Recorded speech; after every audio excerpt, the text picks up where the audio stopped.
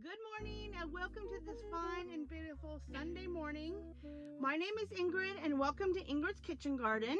This past weekend I went to a local seed exchange in our community building here in our little small town, and I met up with a bunch of wonderful gardeners and met a few new gardeners, and for some reason I think that they are a little confused on when to start seeds. Some people were saying they had started some watermelon, squash, and wanted to start some beans right away. And so with those conversations, I came to the conclusion that a lot of people were not informed on when they should start their seeds, and it's just about knowledge. And hopefully this video will educate somebody on the proper way to start seeds in their home garden.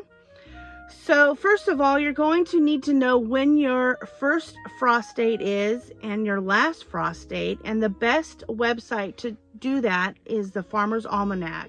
All you do is type in zip code and it'll pop right up.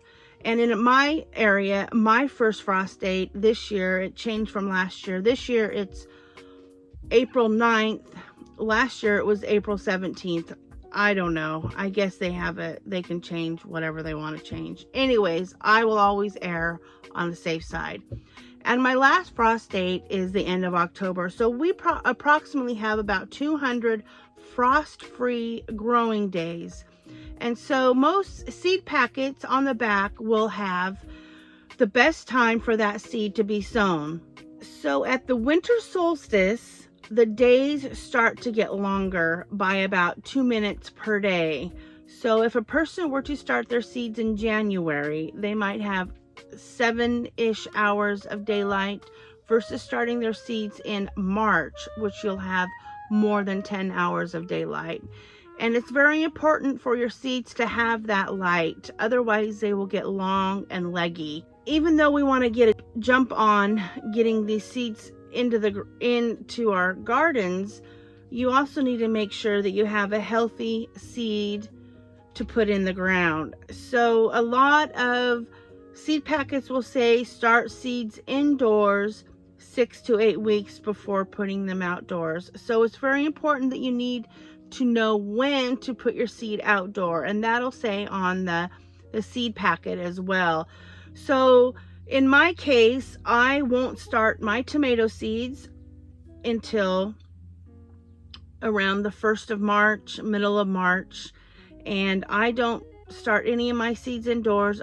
I'll start them all undercover in a grow tunnel, and then even in underneath that a tote. And so once they germinate, I'm free and clear underneath that tote, and I will lift that tote off the seeds, and so they can get the light that they need. So in March, the day hours are starting to get longer all the way until the summer solstice. So I want to make sure my seedlings are getting enough light. That's why I wait until March to sow seed. And you also want to make sure that the soil temperature is warm enough. If it's not warm enough, the seeds will just not germinate. And you might have a spell where you get a little bit more warmth and they'll germinate, and then you get a cold spell and they'll die. So, and water affects all that too.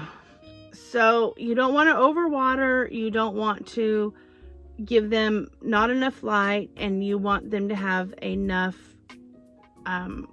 heat to germinate. And so most seeds will germinate at about 50 degrees Fahrenheit, but ideally they want at least 65, 70, maybe even a little bit more for their soil temperatures to germinate. And here in my little hoop house, my soil gets warm. It does get a little bit cooler in the evenings, but it stays pretty warm. So I hope I made this video a little bit more clear for the new beginner on when to sow their seeds. And if you find value in this video, can you please give it a thumbs up, like, and a comment, and subscribe for future homesteading and gardening videos. And hopefully I will see you again. Have a good day. Bye-bye.